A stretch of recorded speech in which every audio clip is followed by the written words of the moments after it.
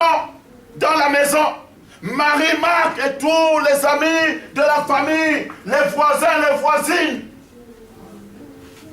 Dans une maison de deuil, vous savez comment ça se passe. C'est pas la joie, c'est pas un endroit où on danse, où on boit. C'était dur. Je ne connais pas quelle position Marie ou Marc avaient observé ce jour-là. Où elles étaient allongées au sol. Comme dans pour certaines personnes qui vivent des situations pareilles. Le deuil, on préfère mettre des nattes par terre et s'asseoir comme Job l'avait fait. La Bible nous dit qu'il s'est rasé le crâne parce qu'il avait perdu ses enfants. Il avait perdu toute sa famille. Situation de deuil. Jésus va arriver. Mesdames et messieurs, la réponse de Jésus qu'il va apporter par rapport à la situation. Jésus dira, n'était-ce pas dit que si tu crois, tu verras la gloire de Dieu? Et il dira, mais Lazare n'est pas mort. Mais Jésus, il y a un problème, Lazare est mort. Toi, tu me dis, ça fait 4 jours que Lazare est mort. Tu me dis, Lazare n'est pas mort. Il y a un problème, Jésus. Bien-aimé, ne te moque pas de moi jusqu'à ce niveau. Mon père, il est mort. Ou mon frère est mort. 4 jours dans le tombeau. Tu viens me dire un jour que mon frère n'est pas mort. Je vais chercher un gros boudin. Un gros bâton. Et je te ferai sortir. Bien-aimé, si Jésus te dit, te donne une parole, elle est vraie. Si Jésus te donne une parole, elle est vraie, qu'on ne te mente pas. Ce que la parole de Dieu dit, Dieu veille sur sa parole, c'est pour l'accomplir. Qu'on ne te mente pas parce que Dieu est juste. Il est vrai. Alléluia. Dieu ne ment pas. Et plus tard, on verra. Jésus dira, amenez-moi à la tombe. Ce qui est intéressant dans ce passage, bien-aimé, la Bible nous dit que Jésus passe à la tombe. Il dira, ouvrez, faites rouler la pierre. Et les gens diront, mais Jésus, ça ne va pas parce qu'il y a des mauvaises odeurs qui vont sortir, qui vont se dégager. 4 jours. Ce serait peut-être mieux que je prenne. On ne trouve pas ça en France. Sinon, j'allais chercher peut-être un chien que la voiture a écrasé, je l'aurais amené ici. Pour qu'on essaie de voir s'il sent bon. Bien aimé, si le chien qui est mort, il y a 4 jours, sans mauvais, je me pose la question de savoir comment est-ce que l'homme, qui est en état de décomposition, va sentir. Et même les personnes que Jésus a envoyées, moi je dis, elles étaient assez fortes. Elles ont dit, mais il sent mauvais. Il y a des odeurs, Jésus dit, ouvrez. Et la prière de Jésus ne va pas se faire longtemps parce que Jésus dira, Père, je sais que tu m'exauces toujours. Je sais que tu m'exauces toujours. Mais à cause de la foule, à cause de ce peuple, à cause de toi qui es là ce matin, glorifie ton nom. Amen. Alléluia. Amen. Glorifie ton nom. Alléluia. Pour Jésus, ce n'était pas un problème. Il n'avait aucun problème à cela. Il savait très bien que tout ce qu'il demandait au Père devait lui être accordé. Donc il n'avait pas de doute à ce niveau. Bien-aimé, Jésus dira, Lazare, sort du tombeau. Et ce matin, Jésus te dit, mon bien-aimé, sors du tombeau. Jésus te dit ce matin, sors du tombeau des problèmes. Amen. Jésus te dit ce matin, sors du tombeau de la malédiction. Jésus te dit, sors du tombeau du chômage. Jésus te sort du tombeau ce matin, sors du tombeau de la douleur, de la souffrance, de l'ignorance, de l'incrédulité. Jésus te dit, sors du tombeau.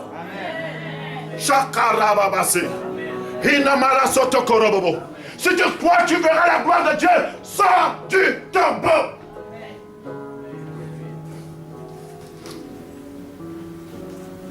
Naturellement, quand tu es dans le tombeau, ça te prive des grâces. Le tombeau te prive des grâces. Le tombeau te prive d'une certaine liberté. Le tombeau te prive d'une certaine position. Mais lorsque tu sors du tombeau, tu prends conscience de qui tu es réellement. Alors tu peux vaquer à tes occupations. Tu peux lever la tête et affronter les problèmes de la vie. Et Jésus te dit ce matin, sors du tombeau. Il y a un tombeau du chômage. Il y a le tombeau de la pauvreté. Et Jésus te dit ce matin, si tu crois, tu verras la gloire de Dieu. Alléluia. Alléluia. Tu n'es pas venu ce matin, c'est pas un hasard si tu es là. C'est parce que Dieu, dans son calendrier, t'avait déjà planifié, savait très bien que tu allais arriver. Et au temps convenable, tu allais écouter la parole de Dieu. Tu allais écouter, sors du tombeau.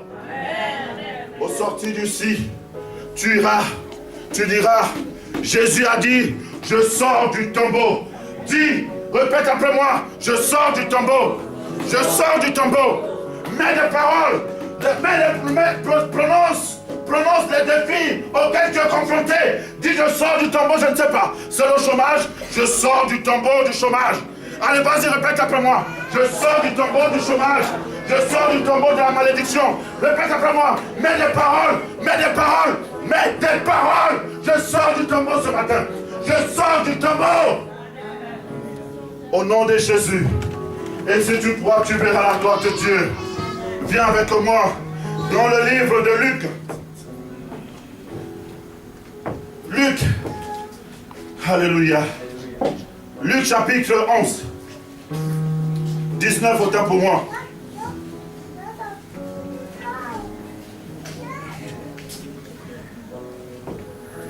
À partir du premier verset jusqu'au verset 10. Je cours après le temps. Je vous transmets l'essentiel parce que Jésus vous aime. Je vous transmets l'essentiel parce que tu as répondu à l'appel de Dieu. Je vous transmets l'essentiel parce que Dieu a un plan pour toi. Je vous transmets l'essentiel parce que Jérémie, il dit ceci. Je connais les projets que j'ai pour former sur vous, dit l'Éternel, projet de paix et non de malheur, afin de vous donner un avenir et de l'espérance. C'est pour cette raison que tu es venu. Parce que Dieu connaît les projets qu'il a formés sur vous.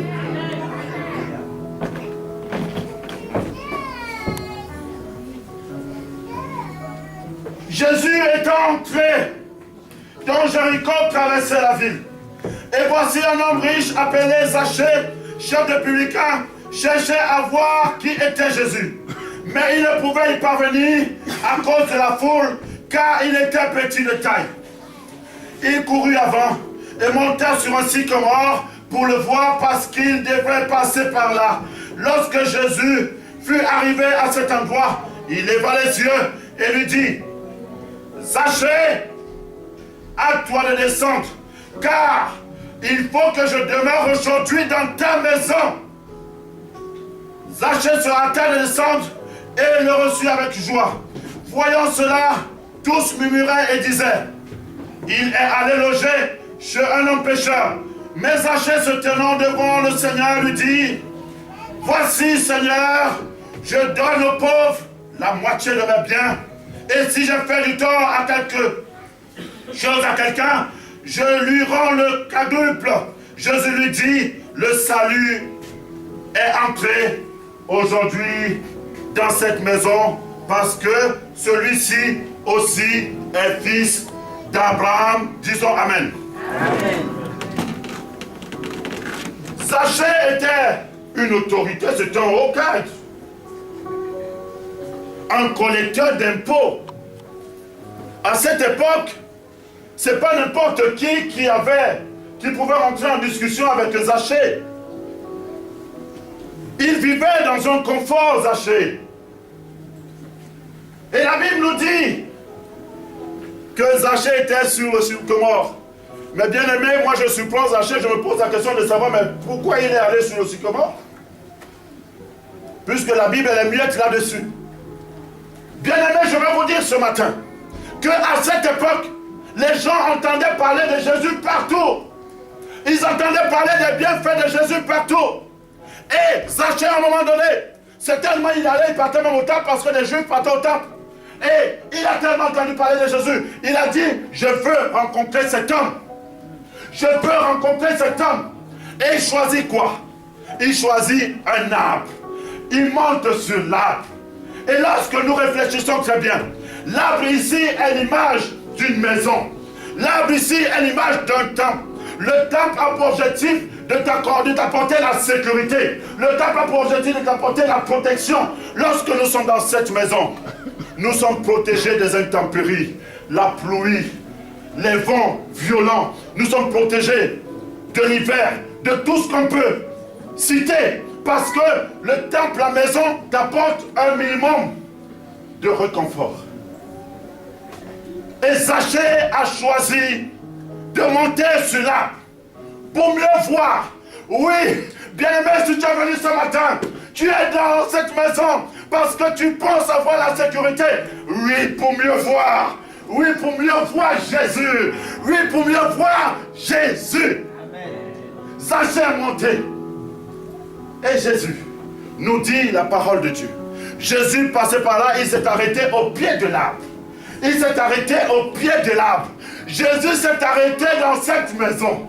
Et lève les yeux et dit à Zachée, Zachée, descend. Mais il y a un problème, parce que Jésus, sur le plan humain, ne connaît pas Zachée. Et Zachée sera étonné. Mais comment est-ce que cet homme me connaît? Et la foule qui était là se pose des questions. Parce que le fait que Zachée soit sur cette table, ça a dérangé le protocole.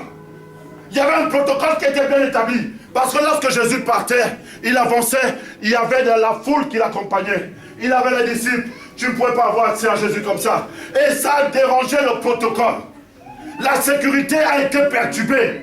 Jésus s'arrête ce matin.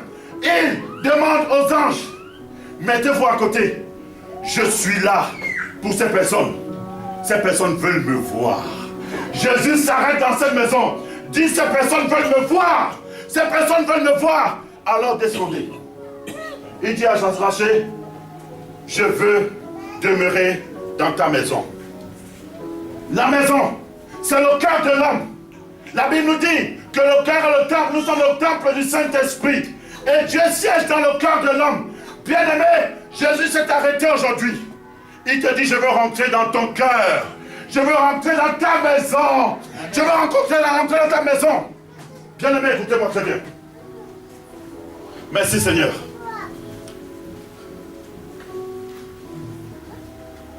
La rencontre divine avec Zachée l'a mené à une véritable repentance. Parce que la parole de Dieu est rentrée dans le cœur de Zachée. Et Zachée a pris conscience de sa pauvreté spirituelle, a pris conscience de la vie qu'il menait, cette mauvaise vie, l'escroquerie qu'il faisait. À l'époque, pour avoir beaucoup d'argent, il prenait une partie. Il prenait une partie, mettait dans sa banque, et une partie mettait au trésor. C'était tout à fait normal. Lorsque la parole de Dieu arrive, bien-aimé, elle t'amène à prendre conscience.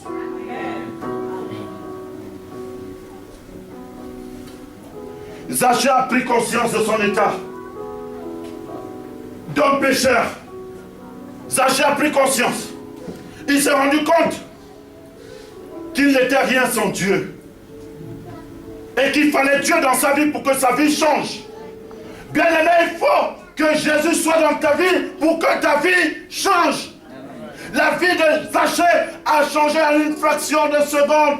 L'entretien que Jésus a eu avec Zachée l'a mené à se repentir. La véritable repentance, c'est abandonner et ne plus recommencer. Merci Seigneur. Merci Seigneur. Jésus est devant toi et dit, je veux rentrer dans ta maison. Est-ce que tu veux ouvrir la porte pour que Jésus puisse entrer?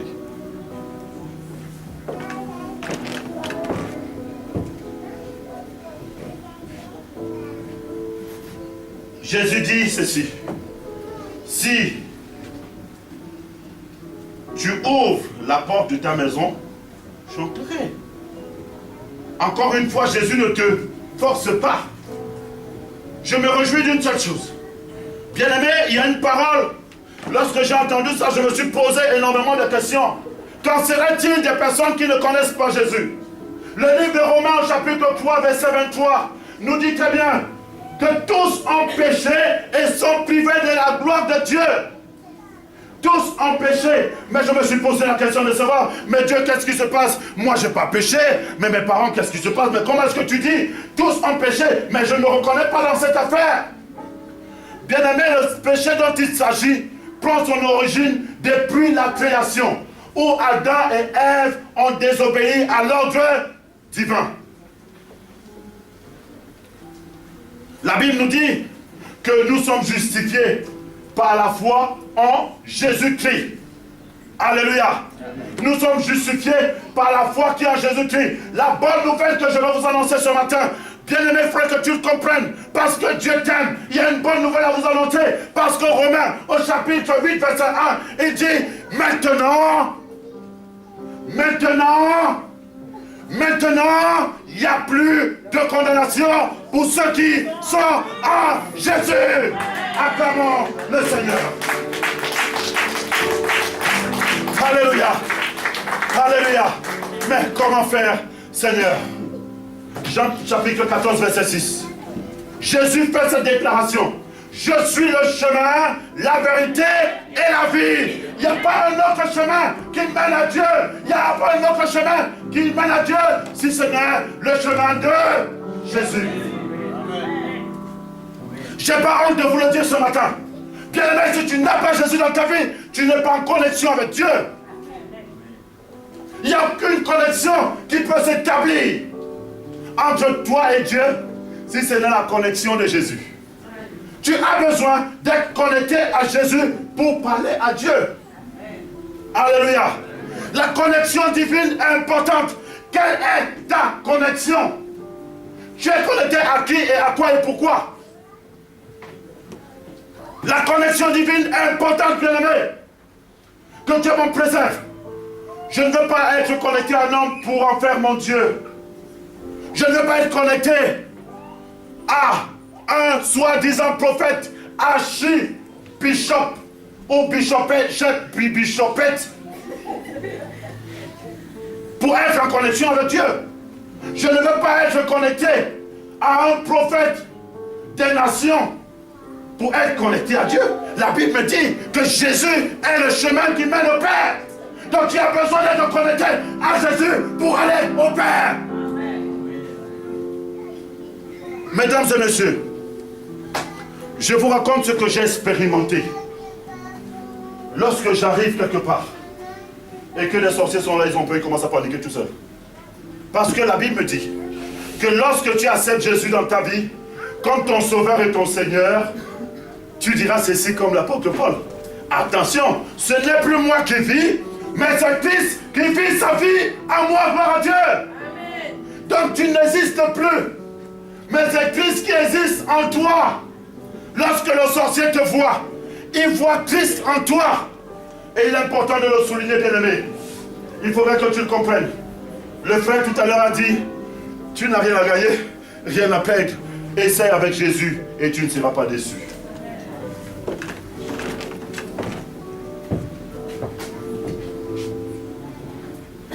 Merci Seigneur. La Bible nous dit que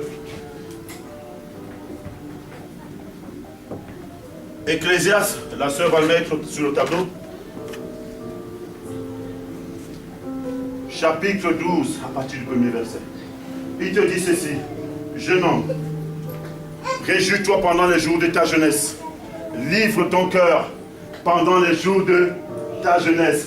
Mais sache que pour tout cela, Dieu t'appellera en jugement. C'est pas moi qui écris.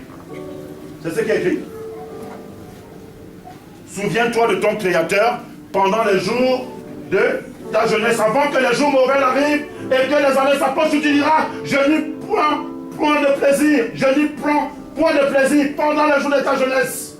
Alléluia. Avant que s'obscurcisse le soleil et la lumière, la lune et les étoiles, et que les nuages viennent après la pluie, bien-aimé, Dieu t'interpelle ce matin. Je vais terminer avec ça. La Bible nous dit, dans le livre d'Apocalypse, à partir du chapitre 20, versets 10, 11, 12, 13. Écoutez-moi bien, s'il vous plaît. Il y a plusieurs livres qui ont été écrits. Ouverts, il y avait des trucs qui étaient écrits à l'intérieur. Il y avait plusieurs livres, pas un seul. Il y avait plusieurs livres. Donc lorsque tu ouvrais la Bible, tu ouvrais ces livres, il y avait tellement de mentions à l'intérieur. Il y avait un livre qui était appelé le livre de la vie. Ce livre de la vie, c'est le livre où ton nom doit être inscrit. Si tu as accepté Jésus dans ta vie, alors ton nom est inscrit dans le livre de vie. Alléluia. Je ne sais pas si c'est ce qui est écrit. Apocalypse, à partir du chapitre 20. À partir du verset 11. Alléluia. Alléluia. Merci Seigneur. Verset 11. Puis je vis un grand trône blanc et celui qui était assis dessus. La terre et le ciel s'enfurent devant sa face. Et il fut plus couvert de la place pour eux. Verset 12. Et je vis les morts et les grands, les petits, se tenaient devant le trône. Des livres furent ouverts, et un autre livre fut ouvert, celui qui est le livre de vie. Et les morts furent jugés selon leurs œuvres, d'après ce qui est écrit dans ce livre. La mort, la mer rendit les morts qui étaient en elle. La mort et le séjour des morts rendit les morts qui étaient en eux. Et chacun fut jugé selon ses œuvres. Verset 14. Puis la mort et le séjour des morts fut jeté dans les temps de feu. C'est la seconde mort, les temps de feu. Verset 15. Quiconque ne fut pas trouvé écrit dans le livre de vie fut jeté dans les temps de feu. Oh Jésus, oh Jésus, oh Jésus, oh Jésus, oh Jésus. On ne s'amuse pas avec ça. La deuxième mort te guette. Quiconque ne fut pas trouvé son nom écrit dans le livre de vie fut jeté dans les temps de feu. Et Seigneur, aide-nous. Et Jésus, et Jésus, et Jésus. Et Jésus. Bien-aimé, la Bible dit que si ce n'est qu'à cause des biens de ce monde que vous espérez, vous êtes les plus malheureux. Si ce n'est que pour les biens de ce monde, mon bien-aimé, si parce que tu as une voiture, alors tu dois espérer, tu dois faire confiance en toi-même, tu es le plus malheureux.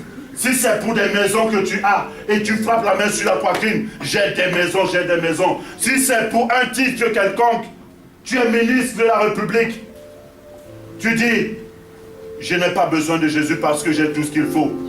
Toi tu n'as rien, moi j'ai des biens. Oui, moi j'ai un bien qui est impérissable, mais toi tu as un bien qui est périssable. Et si ton nom n'est pas inscrit dans le livre de vie, tu connais ce qui t'attend. L'enfer te guette, mon ami. Mesdames et messieurs, l'enfer vous guette. Même nous-mêmes, nous ne sommes pas assez protégés pour ça, qu'on vous dise la vérité. Parce que la Bible dit, c'est celui qui persévère jusqu'à la fin qui sera. Amen. Mais moi, l'enfer me guette. L'enfer te guette, mon ami. L'enfer te guette, mon ami. Tu n'as aucune garantie qu'on sortait d'ici. Tout à l'heure, tu vas encore vivre. Tu n'as aucune garantie. Si tu ne fais pas la paix avec Dieu maintenant, tu n'as aucune garantie que demain, tu vas te lever pour aller vaquer à tes occupations. Si peut-être tu attends un mariage, tu n'as aucune garantie parce que tu as déjà donné ta parole aux fiancés. Ne t'inquiète pas, en décembre, le 15 décembre, on va se marier, mais attends, je te donne le plan de ma robe. Et la fiancée va te dire, non, attends, aussi moi je vais te donner le plan de mon costume. Tu n'as aucune garantie. Alléluia. Tu n'as aucune garantie. Je dis, l'enfer te guette. Fais la paix avec Dieu aujourd'hui. Et tu verras la gloire de Dieu. Ecclésiaste l'a dit. Il a vécu. Jeune homme. Lorsqu'il dit jeune homme, ne pense pas que c'est seulement toi dont le vieux qui est à côté ne n'est pas concerné, ou la vieille. Quand on parle encore de vieux, je ne veux pas blesser certains ici, c'est-à-dire moi aussi je suis un vieux auprès de certaines personnes. Moi par exemple là où je travaille, j'ai des jeunes qui ont 18-19 ans. Ils m'appellent le vieux et l'ancien. Je ne suis pas gêné. Donc s'il te plaît, si le fait que j'ai dit vieux, ça t'a blessé, je te demande pardon. Alléluia. Vieux dont je parle, c'est à peu près un âge qui est un peu plus avancé, mais ceux qui ont 18 ans, lorsqu'ils sont avec moi, c'est normal. Ils m'appellent vieux, je dis merci. Je me réjouis parce qu'au moins je suis en train d'achever ma course. Alléluia. Alléluia. Il y a certains qui meurent à 15 ans, d'autres meurent à 20 ans. Mais bon Dieu, si je suis là aujourd'hui, je bénis le Seigneur et mon chemin continue. Alléluia.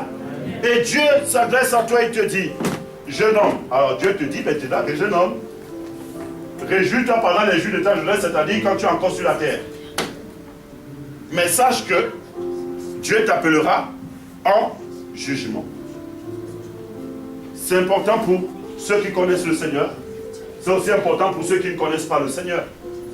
Parce que chacun rendra des comptes. Alléluia. Amen. Est-ce qu'on peut se lever, s'il vous plaît?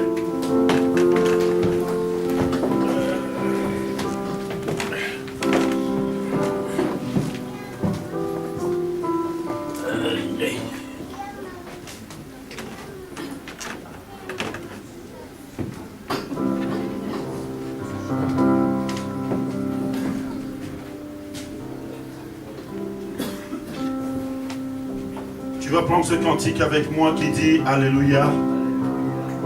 Si des chantes peuvent avancer, s'il vous plaît. Et tous ceux qui veulent faire la paix avec Dieu, bien-aimé, tu n'as aucune garantie. Moi qui suis devant toi, je n'ai aucune garantie qu'au sorti d'ici, je vais vivre. Aucune garantie. Je vis par la foi. Et aussi longtemps, je vais vivre par la foi, j'ai le devoir de faire la paix avec Dieu. Ça ne me coûte rien. On ne me demande pas 10 euros, ni 1 euro, on ne me demande pas cela, mais c'est un acte de foi que tu dois poser, pas à mon emploi, mais à l'emploi de Dieu. Amen. Alléluia. C'est un acte de foi qu'on te demande de poser.